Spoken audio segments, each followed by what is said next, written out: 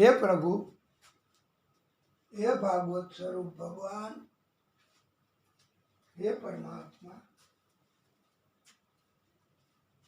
હે નારાયણ પ્રભુ,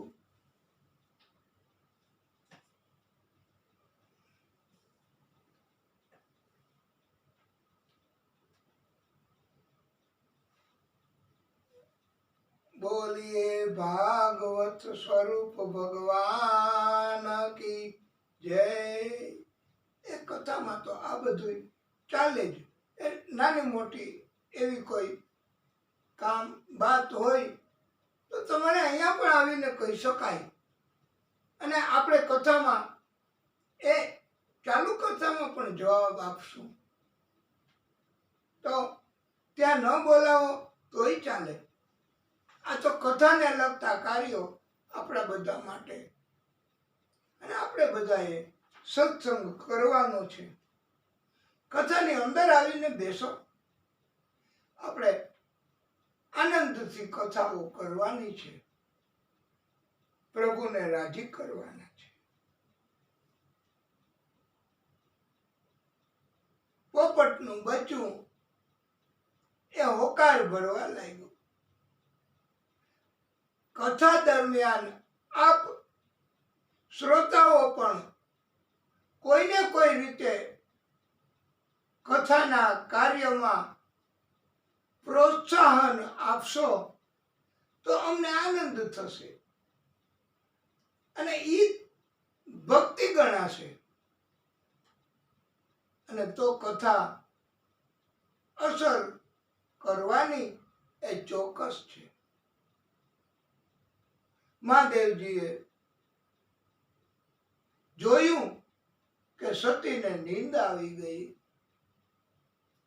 અને એને કહ્યું કે તો પછી કથા કોણે સાંભળી, હોકાર કોણ ભરતું હતું? ત્યારે મહાદેવજીનું ધ્યાન પડ્યું વ્યાસપીઠની પાછળ પોપટનું બચ્ચું એ કથા સાંભળતું હતું. એ દેખાણું. મહાદેવજી તો ગુસ્સે થયા, ત્રિશૂળ લઈ અને પાછળ દોડ્યા છે. એ પોતાનો જીવ બચાવી વ્યાસ ભગવાનના પત્ની અરણી દેવી, વિટિકા દેવી, એના ગર્ભમાં એ સૂક્ષ્મ સ્વરૂપ લઈ જતું રહ્યું છે. મહાદેવજીએ વ્યાસ ભગવાનને કહ્યું કે મારે એમને મારી નાખવો છે. એ મારો અપરાધી છે જીવ. ચોરી છુપીથી કથા સાંભળી, મારી પરવાનગી વગર કથા સાંભળી, કપટ કરીને કથા સાંભળી છે. આવું કરીને કથા સાંભળીએ એના કરતા પ્રભુને રાજી કરવા નમ્રતાપૂર્વક વિવેકથી કથા અને કથાના કાર્યમાં આપણાથી થઈ શકે એટલો સહયોગ આપવો, પણ વિરોધ ન કરવો, નહીતર પ્રભુ નારાજ થાય છે. આપણાથી થઈ શકે તો કથા દરમિયાન ભક્તોને શરબત, ચાય પાણી, ભોજન એવું બધું જો આપી શકાય તો આપવું, તો પ્રભુની કૃપા થશે, આપનું પુણ્ય જમા થશે. પણ કાંઈ ન થઈ શકે તો પાપ તો ન જ કરવું, પાપ જમા ન કરાવવું, કથાનો વિરોધ કરવો, કથાના કાર્યમાં અટકાયત ઊભી કરવી, એવું કરવાથી પાપ થશે. અને આ પાપ એ કોઈ જગ્યાએ જઈને ધોવાશે નહીં, નાશ નહીં થાય. માટે કથા એનો વિરોધ અટકાયત ન કરવી, કારણ કે આ તો આદિશક્તિ છે. આપણા બધાનું સર્જન એમણે કરેલું છે, પાલન પોષણ ઈ કરવાના છે. તો એમને રાજી કરવાના કાર્યો કરતા હોય એને અટકાયત તો ન જ કરાય, એમને પ્રોત્સાહન અપાય, તન મન ધનથી બસ એમને રાજી કરાય. મહાદેવજીએ અંતે પણ એમને ગુસ્સામાં શ્રાપ તો આપ્યો છે કે જેવો તું બહાર નીકળીશ ગર્ભમાંથી એટલે તને આ કથા ભૂલાઈ જશે. આ પોપટના બચ્ચાએ 12 વર્ષ સુધી ગર્ભમાં રહી અને કથાનું સેવન કર્યું છે. વાલા ભક્તો, જન્મ નથી લીધો. પછી પ્રભુની કૃપા, વ્યાસ ભગવાન એમણે વિનંતી કરી અને એટલે 12 વર્ષના અંતે એ સુખદેવ પ્રભુ પોતે જન્મ્યા છે. આ સુખદેવ ભગવાનની કથા બહુ દિવ્ય કથા છે વાલા ભક્તો.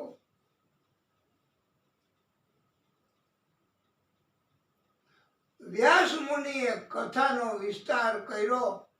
કથા કોને હવે આપવી? આ ભાગવતની શીખવવી કોને? અમે બધા વક્તાઓ હોય ને, જો કે બીજાની તો ખબર નહીં, પણ અમારી તો આવી જ ચિંતા હોય જ છે અને છે જ કે અમને કથા ભગવાને આપી, અમારે કોને આપી? આ કથા કોને શીખવવી? આવી બાબતમાં અમે પણ કોઈ સુપાત્ર એવા પવિત્ર નેકી ટેકી વાળા બ્રહ્મ એમની સતત શોધમાં છીએ કે કોઈને કોઈ મળી જાય તો એમને અમે કથા આપીએ. આ સુખદેવ એ લાયક હતા પણ જન્મતાની સાથે જતા રહ્યા હતા. એટલે વ્યાસ ભગવાને એમના શિષ્યોને બોલાવીને કહ્યું કે તમે ગાયો ચરાવવા જાઓ વનમાં, ત્યારે અડધા શ્લોક ભાગવતના દિવ્ય એવા બોલજો. એટલે જેને રસ હશે, ભાગવતમાં પ્રેમ હશે, પ્રીતિ હશે, એને ખબર પડી જશે કે આ તો પ્રભુના શ્લોક. અને એ પણ તમે અડધા બોલો છો, તમારી પાસે એ ચોક્કસ આવશે. ત્યારે તમે એમને મારી પાસે લઈ આવજો. એ અડધા શ્લોક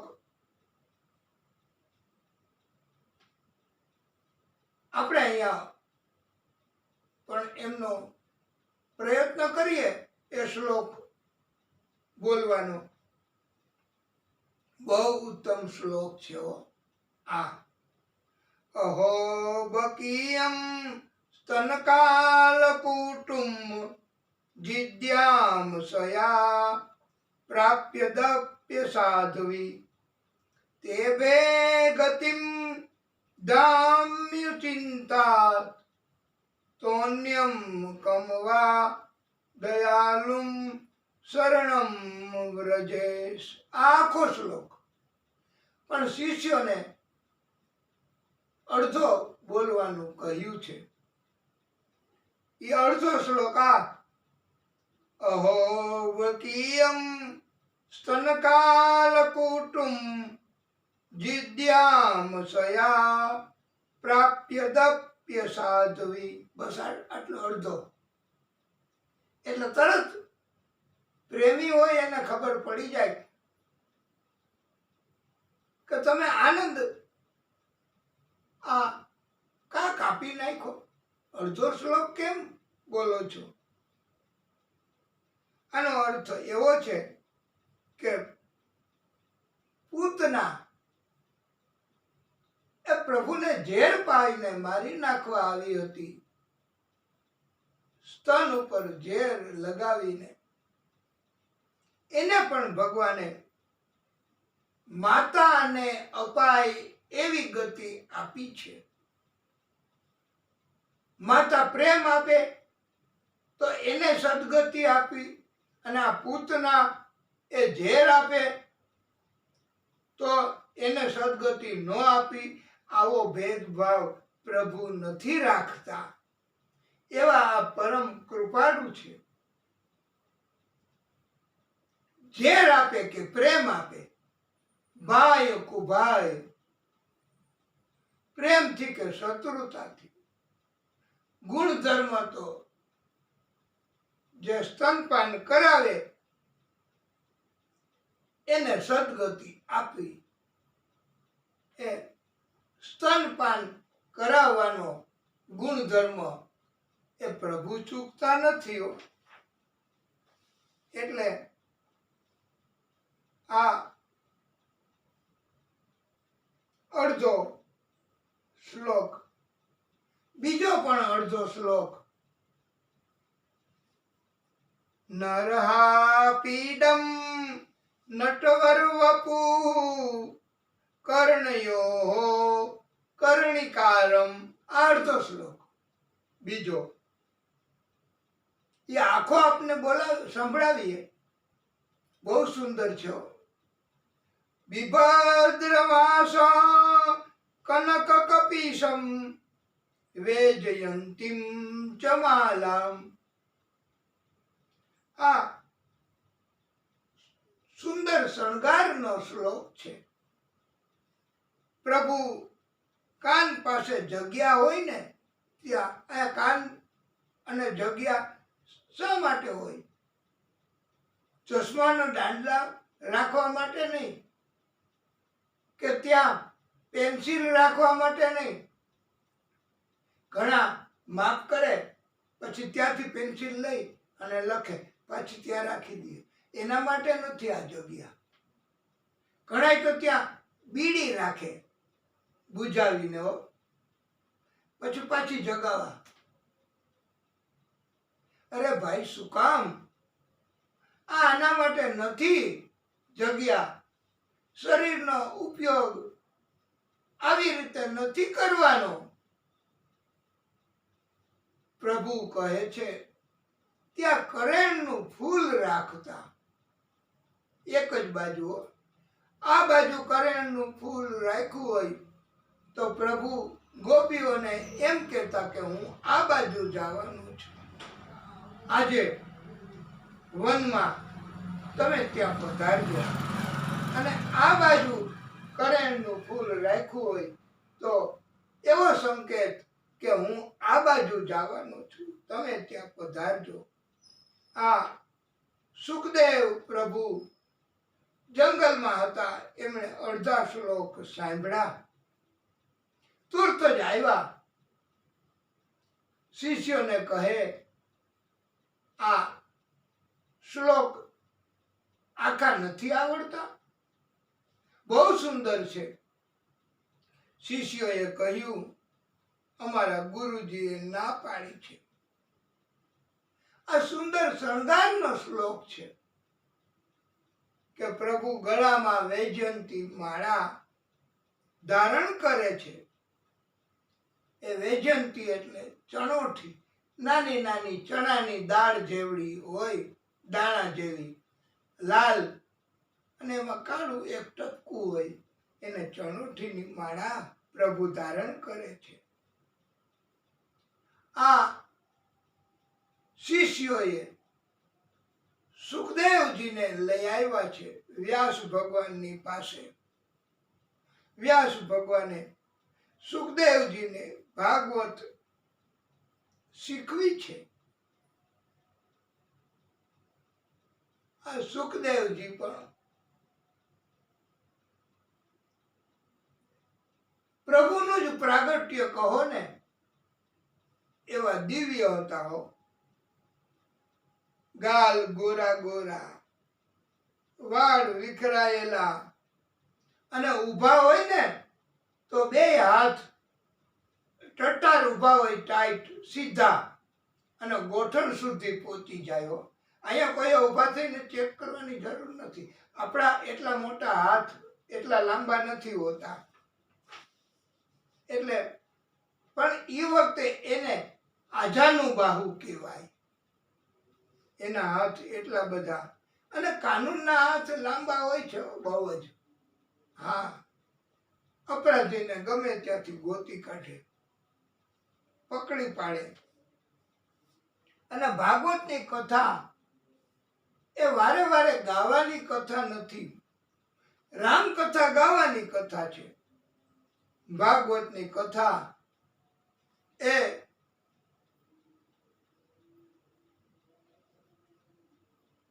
પ્રભુની કૃપા મેળવવા અને ભક્તિ માટે, અંતે પણ સદગતિ માટે આ કથા છે. અલબત્ત ભાગવતની કથામાં 5 ગીત છે, ઈ ગાવાના છે. ગોપી ગીત, વેણુ ગીત, ભ્રમર ગીત, યુગલ ગીત, મહિષી ગીત. આ 5 ગીત છે ભાગવતમાં, એ ગાવાના. બાકી આખી કથા ગાવાની નથી. શ્લોક બધા જ ગાવાના નથી. નહીતર વાલા ભક્તો, એક દિવસમાં આ મહાત્મ્યની કથા ન પૂરી થાય. આપણે તો પ્રભુને રાજી રાખવા પ્રભુની કથા એમાંથી પણ જેટલી થઈ શકે એટલી કથા કરવી. પણ અભિગમ આપણો એવો કે વધારે કથા જો કહેવાય તો સારું, અને તમારે બધાને પણ વધારે કથા સંભળાય તો સારું, એવો અભિગમ છે. બાકી કીર્તન ભજન એ સ્મરણ માટે બરાબર, આપણે સંભળાવીએ એ પણ બરાબર, પરંતુ એ ભજન કીર્તન તો અત્યારે સમય ઇલેક્ટ્રોનિક્સનો છે, મોબાઈલમાંથી તમે એ પ્રાપ્ત કરી શકો.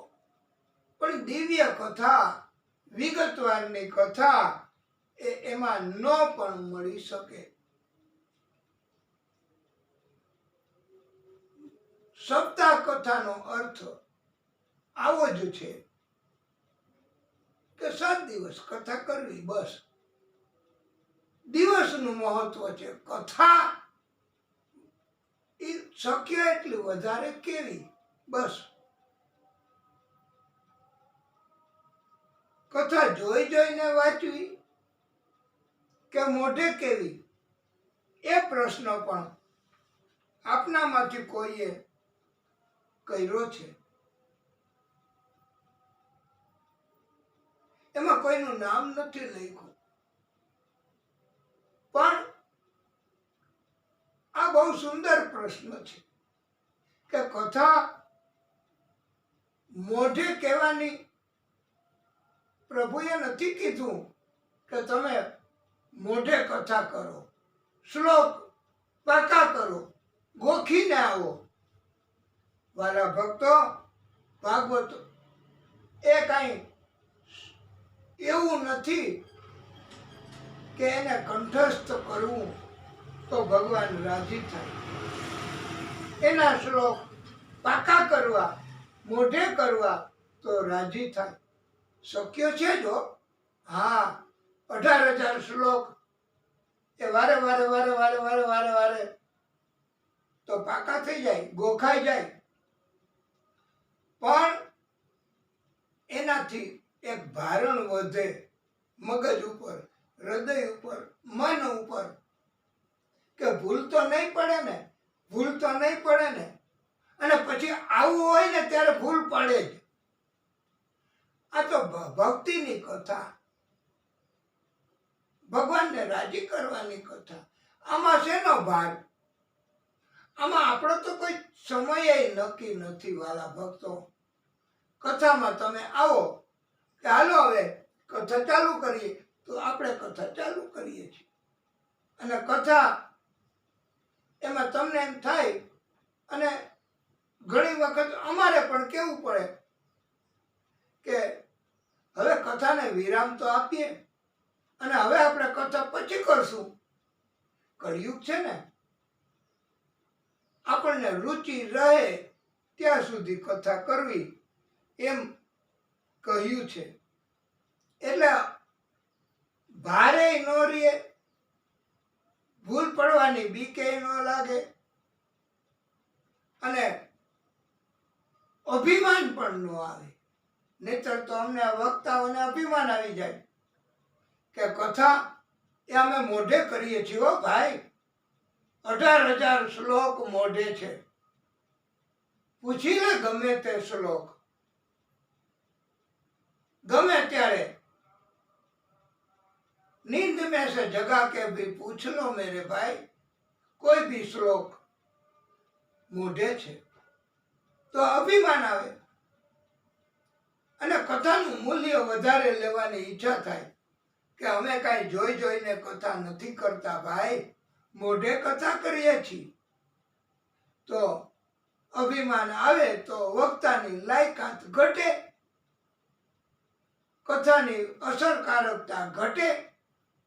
એટલે એમ કહેવામાં આવ્યું છે કે ભાર ન રીએ, ચિંતા ન રીએ, અને ભજન ભક્તિ કથા કરવી. તો એ કથા એ જોઈ જોઈને કહેવાની, એવું પંડિતોએ પણ સૂચન કર્યું છે કે કથા જોઈ જોઈને. આ તો વિથ બુક નું પેપર છે. વિદ્યાર્થીઓને પેપર મોઢે લખવાના હોય ને, પણ આ ભાગવત એ વિથ બુક ચોપડી પાસે રાખીને અને નોંધ મુદ્દાઓ લખી અને કથાઓ જોઈ જોઈને કહેવાની છે.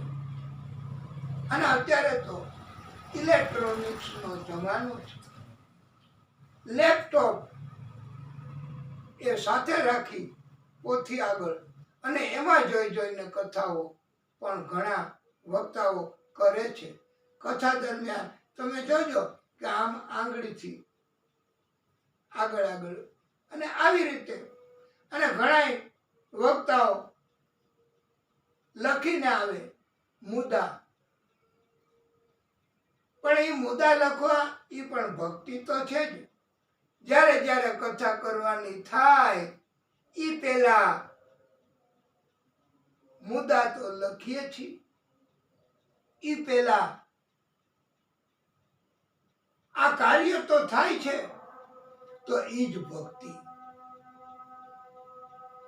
ઇલેક્ટ્રોનિક્સ ના માધ્યમમાં કથા એકવાર કોઈ પણ વિદ્વાનોને લઈ અને એને કથાઓ કરવી, એ જોકે ભક્તિ તો ગણાશે, પણ અસરકારકતા એમની ઘટતી જાય એવો અનુભવ થાય છે. માટે કથા એ મુદ્દા લખવા, મુદ્દા જોવા, અને મુદ્દામાં પણ પ્રભુના દર્શન થાય છે, પ્રભુની ઝાંખી થાય છે. એટલે અને નિર્દોષ ભાવ વક્તામાં આવે છે કે અમે કોઈ વિદ્વાન નથી,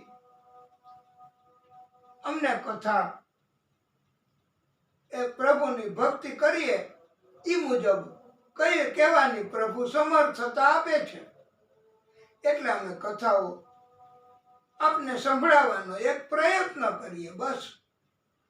આનાથી કોઈ અભિમાન નથી કે અમારી કથા કરાવવી હોય તો આટલું ધન આપવું, અમારી પણ આટલી આટલી સેવાઓ કરવી તમારે બધાએ.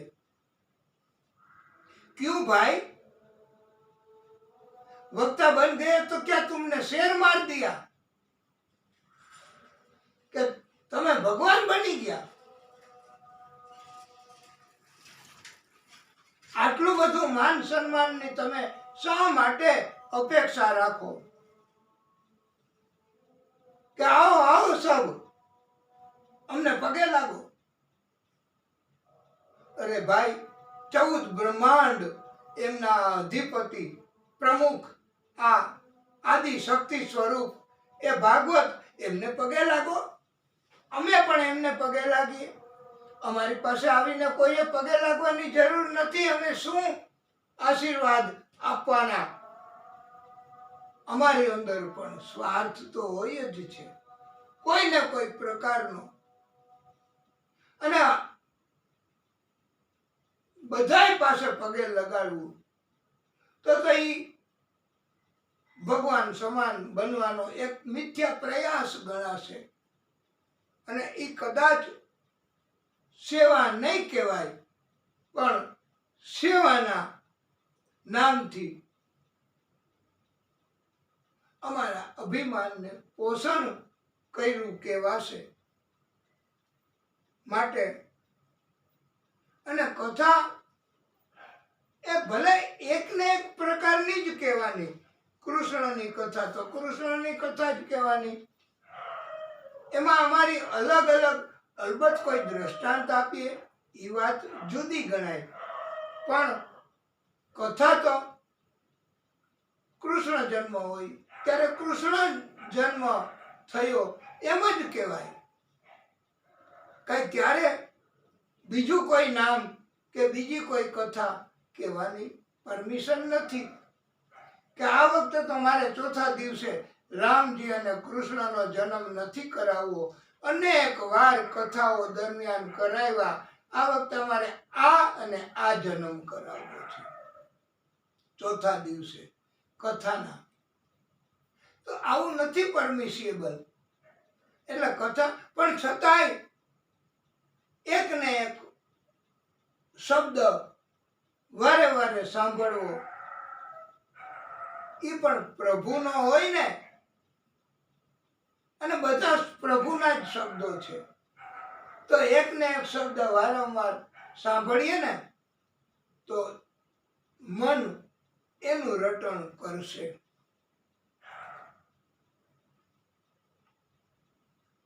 દુર્યોધનને રાજી કરવા ઉત્તરાના ગર્ભમાં રહેલ બાળક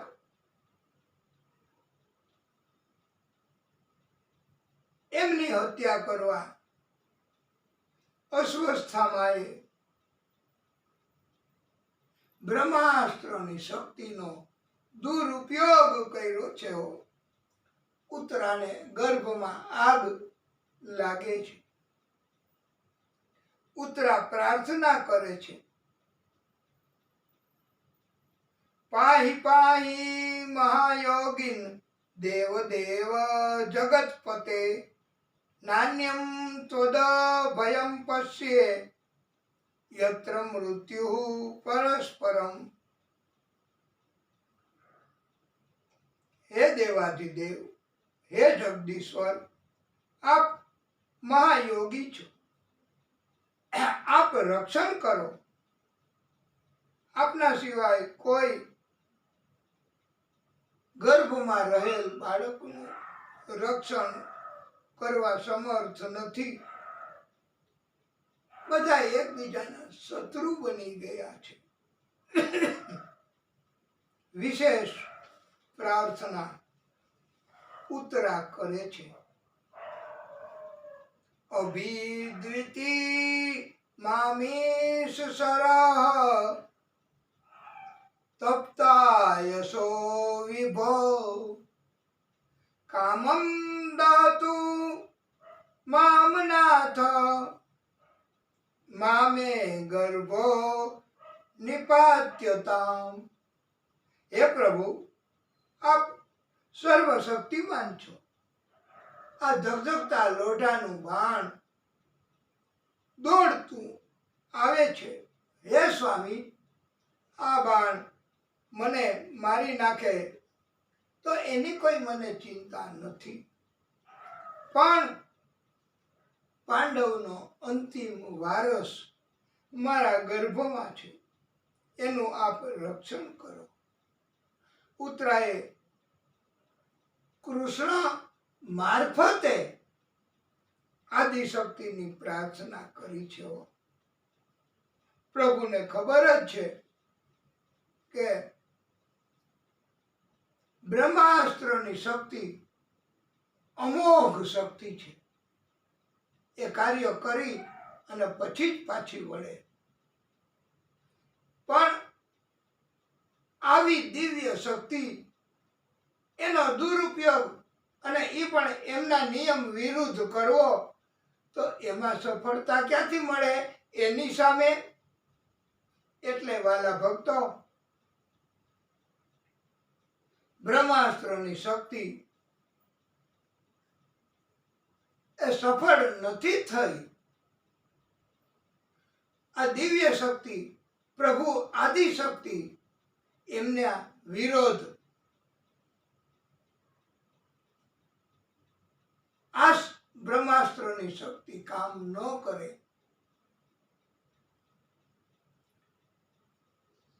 ભગવાન કૃષ્ણએ પાંડવો ઉપર કૃપા કરવા ઉત્તરાના ગર્ભમાં રહેલ જીવને બચાવવા માટે પોતાની માયાના કવચથી ગર્ભને ઢાંકી દીધો છે. સુદર્શન ચક્રથી બ્રહ્માસ્ત્રની શક્તિને રોકી રાખી છે. કૃષ્ણ એમણે પ્રાગટ્ય કર્યું છે આદિશક્તિનું, એટલે કૃષ્ણની બસ આટલી કામગીરી. પછી કૃષ્ણએ આદિશક્તિને પ્રાર્થના કરી છે, એટલે આદિશક્તિ એમણે અંગુષ્ઠ સ્વરૂપ, અંગૂઠાનો ઉપરનો ભાગ નાનકડો એવો એ અંગુષ્ઠ સ્વરૂપે પ્રાગટ્ય કર્યું આદિશક્તિઓ. બોલીએ અંગુષ્ઠ ભગવાન કી જય. અને એ ઉત્તરાના ગર્ભમાં ગયા, પણ ક્યાંથી ગયા? મુખમાંથી, નાકમાંથી. ગર્ભમાં ગયા ક્યાંથી? ક્યાં દરવાજેથી? તો એકેય દરવાજેથી નહીં, પણ 10મું દ્વાર, દુટી, નાભી, જ્યાં કેન્દ્ર છે શરીરનું, બધી શક્તિઓ ત્યાં કેન્દ્રિત થયેલી હોય છે આખા શરીરની. આવી બધી શક્તિઓ એ નાભીમાંથી પ્રભુ અંગુષ્ઠ ભગવાન ગર્ભમાં પ્રવેશ કર્યો છે. મુખમાં કાંઈ પ્રવેશ કરાવવું સ્ત્રીના, એની મર્યાદાનો ભંગ કર્યો કહેવાય. એટલે પ્રભુ એમને મર્યાદા જાળવી છે અને નાભીમાંથી પ્રવેશ કરવા આ અંગુષ્ઠ સ્વરૂપ ધારણ કર્યું છે. અંગુષ્ઠ ભગવાને બ્રહ્માસ્ત્રની શક્તિનો સમન કર્યો છે.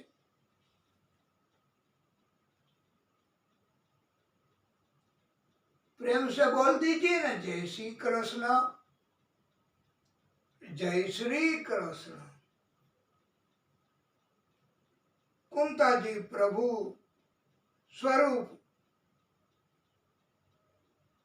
આ કૃષ્ણને ઓળખી ગયા છો. અને કુંતાજીએ પણ 26 શ્લોકમાં સ્તુતિ કરી છે. કૃષ્ણાય વાસુદેવાય દેવકી નંદનાય ચ નંદ ગોપ કુમારાય ગોવિંદાય નમો નમઃ. ઓમ નમો ભગવતે વાસુદેવાય. ઓમ નમો ભગવતે વાસુદેવાય. નમઃ પંકજનાભાય નમઃ પંકજમાલિને નમઃ પંકજનેત્રાય નમસ્તે પંકજાગ્રયે. વિપદા સંતુ ન સસ્વ તત્ર તત્ર જગદ્ગુરો. ભગવતો દર્શનમ યસ્યાદ પુનર્ભવત દર્શનમ. ઓમ નમો ભગવતે વાસુદેવાય. ઓમ નમો ભગવતે વાસુદેવાય. આ 26 શ્લોક કુંતા માતાએ સ્તુતિ કરી કે પ્રભુ આપ અમારા જીવનમાં ડગલે ને પગલે વિપત્તિ અટકાયત આપો. બસ કુંતાજીએ દુઃખ નથી માંગ્યું, વિપત્તિ માંગી છે. વિપત્તિ આવે તો આપણે પ્રભુને યાદ કરીએ અને વિપત્તિ આવે તો પ્રભુનું સ્મરણ થઈ શકે અને પ્રભુ વિપત્તિ દૂર કરે. દુઃખ નથી માંગ્યું.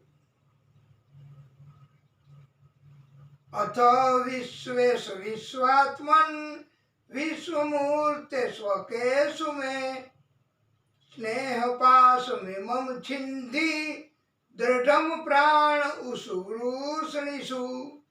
ઓમ નમો ભગવતે વાસુદેવાય. ઓમ નમો ભગવતે વાસુદેવાય. કુંતા કહે, હે પ્રભુ, મારી આ પાંડવોમાં માયા લાગી છે. એ માયા, એના બંધનો તમે એવી રીતે દૂર કરી દો, માયાના બંધનો એવી રીતે કાપી નાખો કે ન એમને તકલીફ પડે ન મને તકલીફ પડે અને જીવ સરળતાથી એના સમયે ગતિ કરી શકે. વાલા ભક્તો, કેવડો મોટો બોધ આ ભાગવત આપણને બધાને આપે કે આપણને માયાઓ લાગે છે. દીકરા ઉપર, એના દીકરા ઉપર, પત્ની ઉપર, મિત્રો ઉપર, ઘણા ઉપર માયા લાગે અને એને રાજી કરવા આપણે ન કરવાના કાર્યો કરીએ અને જીવ જ્યારે ગતિ કરવાનો સમય આવે ત્યારે પણ જાતો નથી હોતો.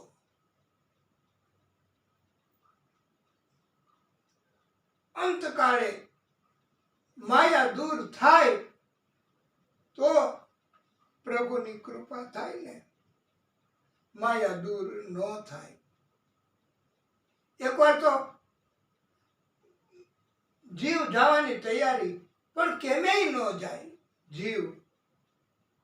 ત્યારે ડાક્ટરે કહ્યું કે હવે થોડો સમય પૂરતા જ છે, બસ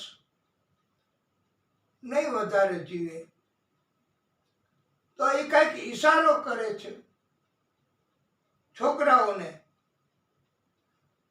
છોકરાઓ કે પણ સમજાતું નથી, કઈ બોલે એવું કરો ને. ડાક્ટરોએ કહ્યું કે 1 લાખ રૂપિયા આપો અને એવું ઇન્જેક્શન છે કે એ બોલશે ખરા અમુક સેકન્ડ સુધી. ત્યારે તમે એને પૂછી લેજો. તો 4 દીકરા હતા. 4 દીકરાએ 25,000 રૂપિયા કાઢ્યા. આ લાખ રૂપિયા ડાક્ટરને આપ્યા. હવે કઈ બોલશે. ત્યારે ઇન્જેક્શનની અસર તો થઈ, વિજ્ઞાનની અસર હોય તો ખરી જ. અને એ બોલ્યા કે તમે ચારેય જણા અહીંયા છો તો આ દુકાને કોણ હશે, જાવ તો ખરા તમે. અને બસ પછી જીવ વયો ગયો. એટલે આ કહેવાય માયા. અંત સમય સુધી પણ માયા છૂટતી નથી. એટલે કુંતાએ માંગ્યું છે, પ્રભુ મારી માયા એના બંધન, અને આપણે પણ કોઈનામાં માયા ન રહીએ એવું પ્રભુ કરી આપે તો સારું. સંતાનો, દીકરા દીકરીઓ, એમના કોઈ પરિવાર એ કોઈ આપણને ન બોલાવે, ન માન આપે અને શત્રુતા રાખે તો આપણને એની તરફની માયા તો કપાઈ જાય. દીકરા દીકરીઓ તરફ એ આપણને ગાળો આપે, અપમાન કરે, ત્રાસ આપે, સહારો ન કરે તો આપણને એના તરફ શત્રુતા જાગે અને તો આપણી માયા તો કપાઈ જાય એની સાથેની. આ પણ એક જાતની પ્રભુની કૃપા જ કહેવાય. તો જ્યારે સદગતિ થવાની હોય ત્યારે કોને ખબર ક્યારે કોને સદગતિ થવાની.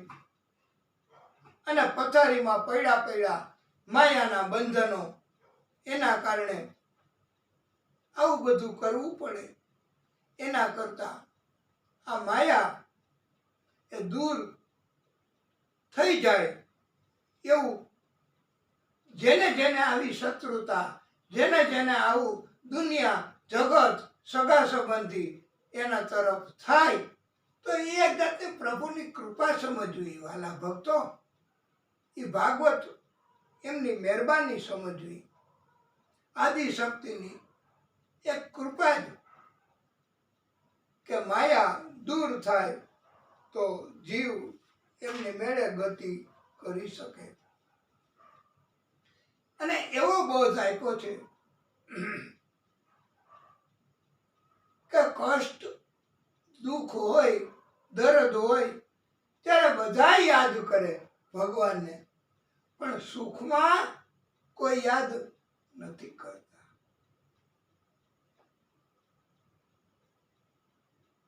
સુખમાં પ્રભુને યાદ કરે. આવી રીતે આપણે બધાને સુખ જ છે ને વાલા ભક્તો, આનંદ જ છે ને. આ કથા કરવાનો, સાંભળવાનો, વાંચવાનો, આયોજન કરવાનો, સેવા કરવાનો, અને ત્યારે પ્રભુની ભક્તિ આપણે કરીએ. એમ જો સુખમાં પ્રભુને યાદ કરે, ભક્તિ કરે તો પછી દુઃખ હોય, દુઃખ આવે ન આવે. એના માટે કહ્યું છે, दुख में सुमिरन सब करे, सुख में करे न कोई, सुख में जो सुमिरन करे दुख कहाँ से होय. પછી દુઃખ આવે જ નહીં. અને આપણે બધા પ્રભુને ઈ જ માગવાનું કે પ્રભુ અમારે કાયમનો સાથ તમારો જોઈએ. આ દુનિયાના માણસો એની જેમ, જગતની જેમ કામ ચલાવ સાથ નથી જોતો. સ્વાર્થ હોય ત્યાં સુધી સાથ આપે, પછી છોડી દે. અને આ જગતમાં આવું તો બને જ છે વાલા ભક્તો. અને એના માટે એવો બોધ આપ્યો છે, વક્ત इंसान का ऐसा भी कभी आता है, राह में छोड़ के साया भी चला जाता है. માટે પ્રભુનો કાયમી સાથ માગવો અને પ્રભુ સતત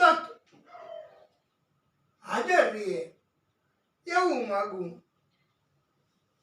દેના હો તો દીजियो, जन्म जन्म का साथ। मेरी बिनती सुनो ए कन्हैया, मेरी बिनती सुनो ए मुरारी, रख दो मेरी बात, देना हो तो दीजियो जन्म जन्म का साथ, देना हो तो दीजियो जन्म जन्म का साथ।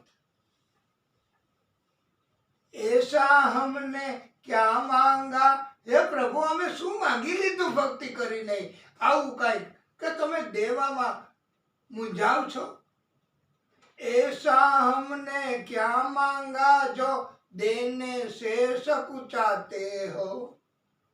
मेरी बिनती सुनो ए कन्हैया,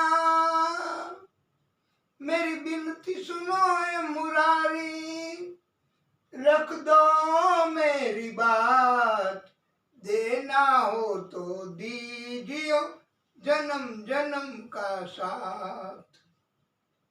અને પછી આ જન્મ થયો યોગ્ય સમયે,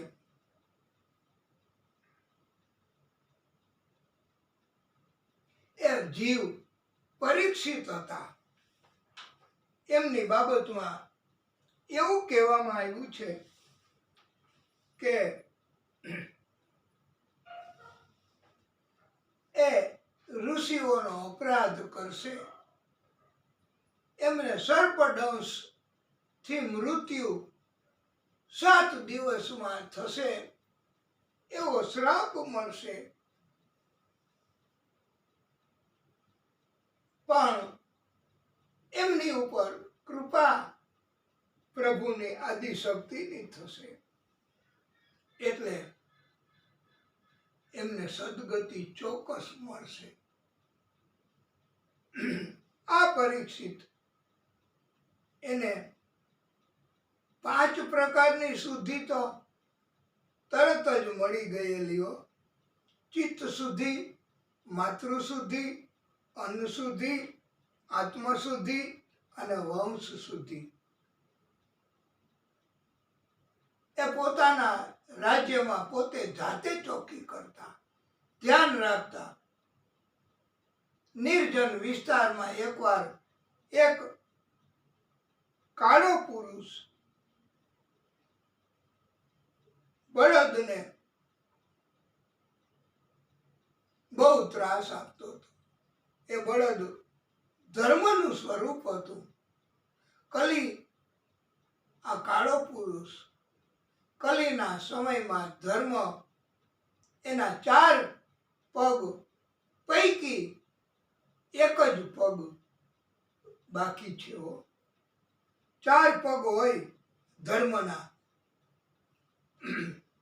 પણ કલી એનો સમય આવે એટલે માત્ર એક જ સત્ય, બસ એક જ પગ.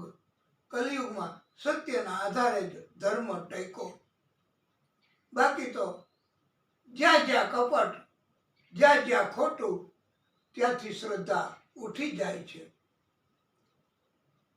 ધર્મ એના 4 ચરણ, 4 પગ એ સત્ય, તપ, દયા, શૌચ. શૌચ એટલે પવિત્રતા. અને ગાય સ્વરૂપ પૃથ્વી એને પણ બહુ ત્રાસ દેતો હતો. પરીક્ષિતે કહ્યું કે તું મરવા માટે તૈયાર થઈ જા. ત્યારે કલીએ કહ્યું છે, મહારાજ મને મારશો નહીં, અત્યારે મારો સમય ચાલુ છે, પણ હું ટૂંકા સમયમાં ભક્તોને પ્રભુની પ્રાપ્તિ કરાવી શકું એવું મારો ગુણ છે, તો આપ મને જીવન દાન આપો. કલી કહે છે આ પરીક્ષિતજીને કે યત ફલમ નાસ્તિ તપસા ન યોગેન સમાધિતા તત ફલમ લભતે સમ્યક કલો કેશવ કીર્તનાથ. બીજા બધાના સમયમાં યુગો યુગો સુધી તપ કરવાથી પણ જે ફળ નથી મળતું એ મારા સમયમાં એટલે કલીના સમયમાં એ સમ્યક એટલે મન બુદ્ધિપૂર્વક એક ચિત્તથી પ્રભુનું કીર્તન ભક્તિ કરવાથી મળે છે. એવો મારો ગુણ છે. અને કલીએ કહ્યું છે, પ્રભુ યત્ર યત્ર ભવેત પુણ્યમ શાસ્ત્રમ ભાગવતમ કલૌ તત્ર તત્ર સદેવ અહમ ભવામી ત્રિદશૈ સહ. કલી કહે મારા સમયમાં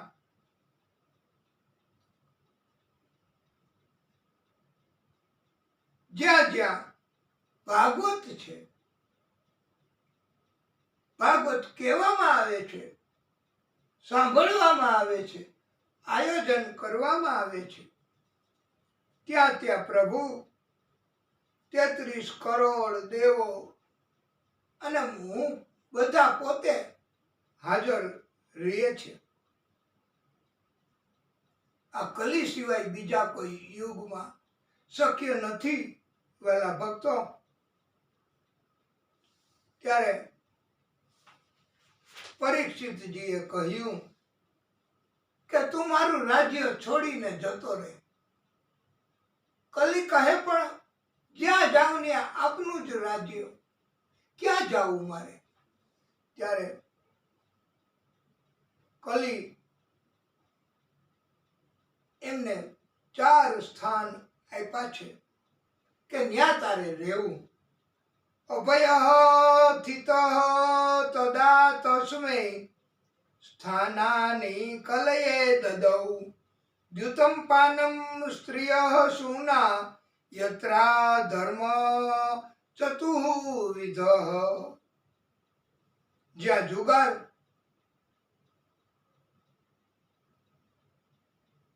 મદ્યપાન, ઉલટા સંગ, હિંસા થતી હોય એ જગ્યાએ તારે રહેવું. અને આવું કરે એની અંદર તારે રહેવું. એટલે 4 + 4 8 સ્થાન તો મળી જ ગયા. પણ કલીએ કહ્યું, પ્રભુ મને એક વધારાનું સ્થાન આપો સુવર્ણમાં. ત્યારે પરીક્ષિત કહે કે સુવર્ણ તો દેવો ભગવાન એમના પ્રાગટ્ય કરે ત્યારે પણ સુવર્ણ તો ધારણ કરે જ છે, તો તને એમાં સ્થાન આપું અને તું એમને રંજાડ કરે. ત્યારે કલીએ કહ્યું કે પ્રભુ માત્ર બેઈમાનીથી મેળવેલું સોનું, રત્ન, હીરા, ધન, મિલકત, કોઈ એવી જામીનગીરી એ બેઈમાનીથી મેળવેલું હોય ને એમાં હું રહું. ત્યારે એ સ્થાન પરીક્ષિતજીએ આપ્યું છે. અને એ આ પ્રભુની કૃપા કે કલીને આવું સ્થાન મળ્યું છે. અને હવે તમે જુઓ આદિશક્તિની લીલા કેવી, કે પરીક્ષિતજીએ પોતે જ મુગટ ધારણ કર્યો. સુવર્ણ, રત્ન, હીરા એવો અમૂલ્ય મુગટ એ જરાસંઘના વખતનો હતો. અને એમણે કપટથી લૂંટીને આવો મુગટ બનાવ્યો હતો. તો એમાં એ પ્રવેશ થઈ ગયો કલીનો અને એની બુદ્ધિ બગડી. આ પરીક્ષિત એ શિકાર કરવા નીકળી ગયા. શ્રમિક ઋષિના આશ્રમમાં પહોંચ્યા ભૂખ પ્યાસ અતિ વ્યાકુળ બન્યા છે. એને નેગેટિવ વિચાર આવ્યો કલીના કારણથી. મુગુટ મસ્તક ઉપર હોય એટલે મસ્તક ઉપર કલીની અસર સીધી જ પહોંચે. અને એટલે તો વાલા ભક્તો, આ ભાગવતજીની કથા પૂરી થાય ને ત્યારે પોથી ઘરે ઘરે લઈ જાય, ભક્તો પધરામણી કરાવે અને પોથીને મસ્તક ઉપર ધારણ કરે છે. એટલે બુદ્ધિ સુધરે. પછી જીવનમાં ક્યારેય બુદ્ધિ બગડે નહીં હો. જો ભાગવત બુદ્ધિ સુધારે તો મસ્તક ઉપર ભાગવત ધારણ કરવાનો અવસર એ તો પ્રભુની કૃપા હોય એને જ મળે હો. આપણે પણ પોથી જ્યારે પધરામણી કરાવી ને કથા પહેલા, તો ત્યારે મસ્તક ઉપર આપ લોકોએ પોથીને રાખી ભાગવતની. આપની બુદ્ધિ હવે ક્યારેય નહીં બગડે. કથા જે કરાવે છે ને ભક્તો, એમને મોટે ભાગે આવી તક મળે છે. મસ્તક ઉપર પોથી રાખી અને કથા પંડાલ સુધી બોલાવવા. આને કહેવાય પોથી યાત્રા. અને કથા કરાવે ઈ છે એને પણ આવી તક પોથી મસ્તક ઉપર પધરાવવાની મળે છે. પણ પરીક્ષિતજી એમને તો કલી મસ્તક ઉપર આવી ગયો, બુદ્ધિ બગડી. એમને એવા વિચાર આવ્યા કે મારું સ્વાગત ન કરવું પડે, સન્માન ન કરવું પડે, એટલે આવું કરે છે. એને તરત જ એક મરેલો સર્પ તલવારની અણીથી ઉચકી અને ફેંકો શ્રમિક ઋષિના ગળામાં. એ એક જોઈ ગયો બાળક. એમને એમના પુત્ર કૌશિકી નદીમાં સ્નાન કરતા હતા. શૃંગી ઋષિ એમને વાત કરી કે ઋષિની મર્યાદા ચૂકી અને કોક રાજા જેવો માણસ એમણે આવું કર્યું છે. શૃંગી ઋષિએ તરત જ હસ્તે જલમાં દાય, હાથમાં જળ લઈ અને શ્રાપ આપ્યો છે કે ઇતિ લંઘિત મર્યાદમ તક્ષક સપ્તમે હનિ દંડસ્યતિ સ્મ કુલાંગારમ ચૌદિતો તદ્રુહ્યુમ. આવું કૃત્ય કરનાર કુલાંગાર કહેવાય. એ ભલે ને રાજા હોય તો પણ 7 દિવસમાં તક્ષક નાગ એના દંશથી મૃત્યુ થશે એવો શ્રાપ આપ્યો છે.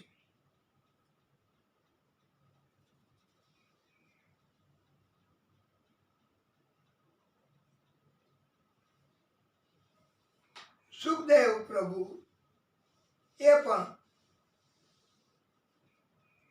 જ્યારે આવ્યા ત્યારે એમણે પણ પ્રશ્નોના જવાબ આપ્યા છે. પરીક્ષિત અને 88,000 ઋષિઓને એવો પ્રશ્ન પૂછ્યો કે જે વ્યક્તિ મરણાસન્ન હોય એમણે શું કરવું, કોનું ધ્યાન ધરવું, કોને છોડવું. ત્યારે એમ કીધું છે કે આદિશક્તિ પ્રભુ એમનું ધ્યાન ધરવું, એમને રાજી કરવા. અને બાકી તો એમના આધારે જ આ જીવન છે. શ્વાસો એ પણ જીવન, એનો ભરોસો નથી હો. ક્યારે શ્વાસ રોકાઈ જાય એ નક્કી નથી વાલા ભક્તો. એટલે તો એમ કહેવામાં આવ્યું છે, શ્વાસો કા ક્યા ભરોસા, શ્વાસો કા ક્યા ભરોસા, रुक जाए चलते चलते, रुक जाए चलते चलते, जीवन की है ये ज्योति, जीवन की है ये ज्योति, बुझ जाए चलते चलते, सांसों का क्या भरोसा। एक और सुनावे पंक्ति कि बस यहाँ रुक जाए तो सुनिए।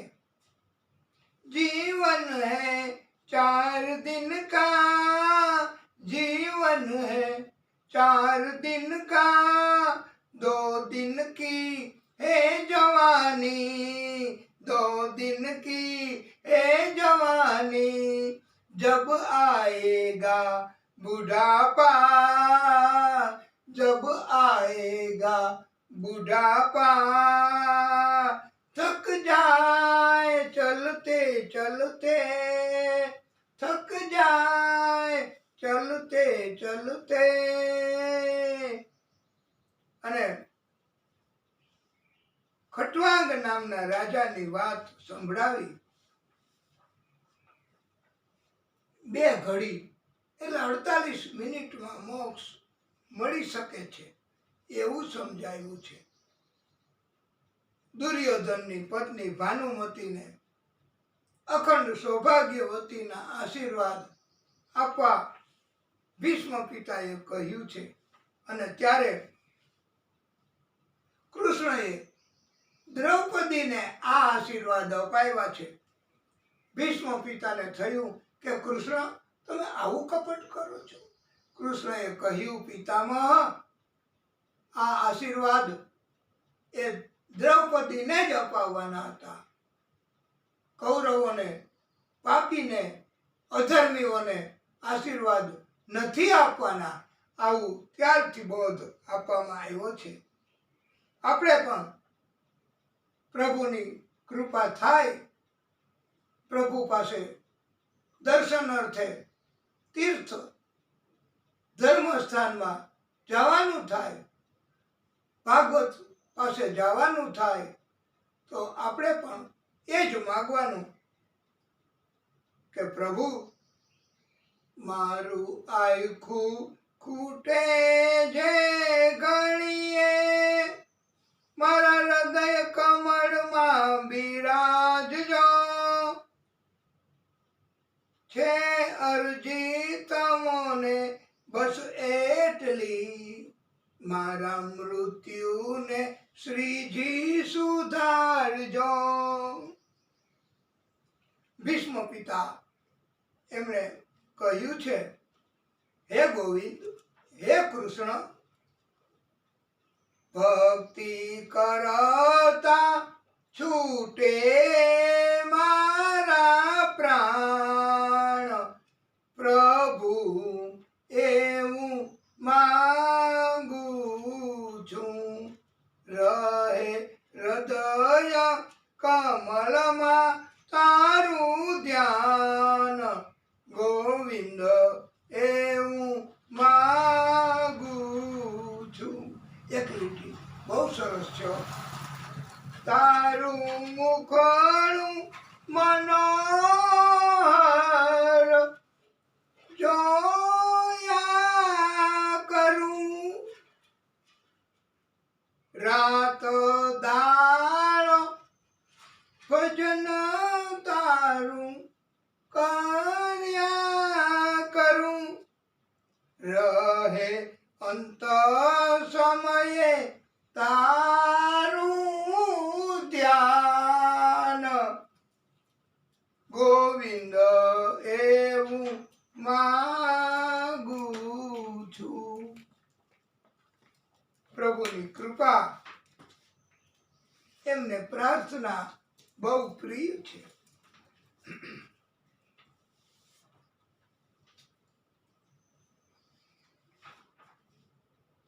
ભીષ્મ પિતા એને અંતકાળે પણ દર્શન આપવા ગયા છે પ્રભુ, અને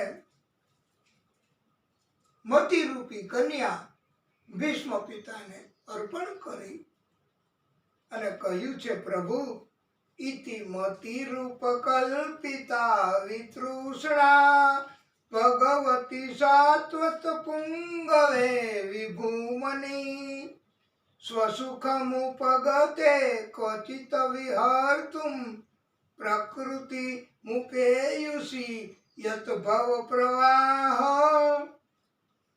અને પ્રભુ આપણી મતિ લઈ લેશે, નહીં આપીએ તો.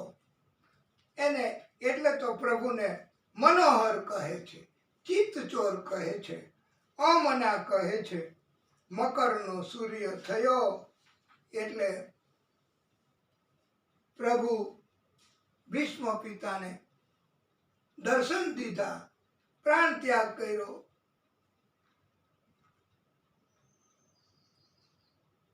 અસ્વસ્થામાં ફરીને પાંડવ જેવા દેખાતા હતા એવા પાંડવોના 5 દીકરાઓ એમને મસ્તકો કાપી દુર્યોધનને ભેટ કરવા આવ્યો છે. દુર્યોધનને આનંદ થયો કે મારા શત્રુઓનો નાશ કર્યો.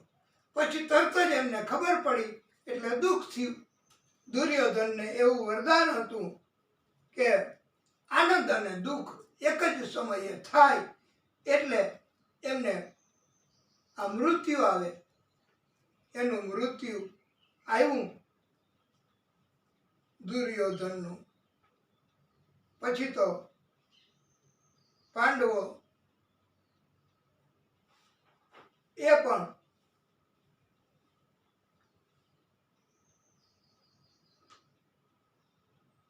પરીક્ષિતજીને ગાદી સોંપીને યાત્રાએ નીકળી ગયા છે.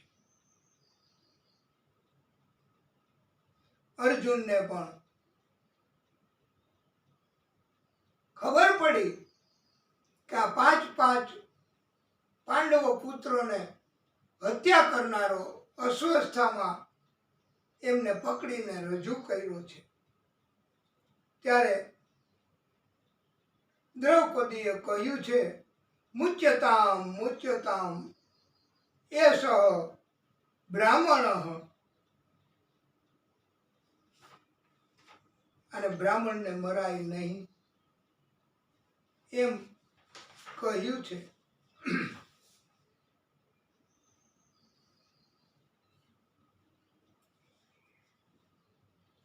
કૃષ્ણએ રસ્તો બતાવ્યો છે કે બ્રાહ્મણને મરાય નહીં, પણ એમનું ધન લૂંટી લેવું, એનું અપમાન કરવું, એનું મુંડન કરવું, એની શિખાછેદન કરવી અને એને કાઢી મૂકવા, એ પણ એક જાતનું મૃત્યુ જ કહેવાય. એટલે અસ્વસ્થામાંનો મણી કપાળમાંથી કાઢી એનું અપમાન કરી મુંડન કરીને કાઢી મૂક્યો છે. આવી રીતે દિવ્ય કથા સંભળાવી છે. આ દિવ્ય કથા એમાં યુધિષ્ઠિરજીને પણ ચિંતા થવા લાગી કે અર્જુન હજુ કેમ પાછા નથી આવ્યા. ત્યારે અર્જુન પધાર્યા. એમણે સમાચાર આપ્યા કે ભ્રાતા, કૃષ્ણ આપણી વચ્ચે નથી રહ્યા. આપણી શક્તિ પણ હવે કામ નહીં કરે અને કુંતાજીને આઘાત લાગ્યો. કુંતાજીનું મૃત્યુ થયું છે.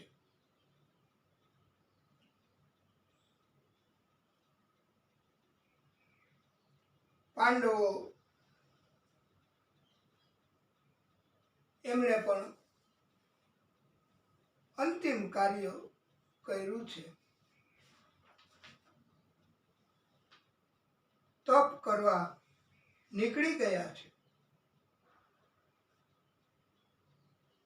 વિદુરજીની સમજાવટથી ધૃતરાષ્ટ્ર અને ગાંધારી એ પણ રાતોરાત વનમાં નીકળી ગયા છે, પોતાનો અંતિમ સમય વનમાં ગાયેલો છે.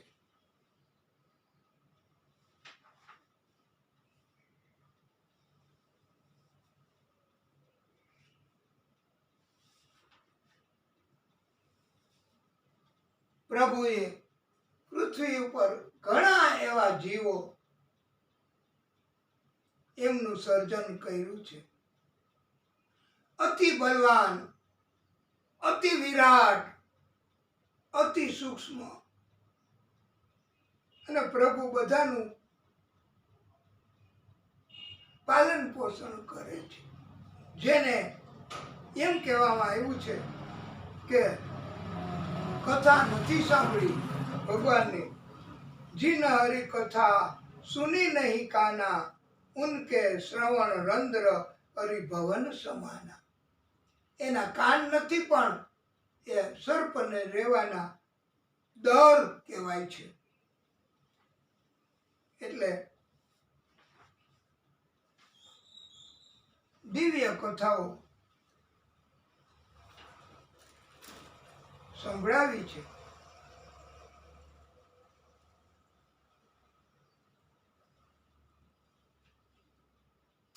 આપણે કથાને વિરામ તો આપો, ટૂંકો વિરામ, પછી આગળની કથા કરશું.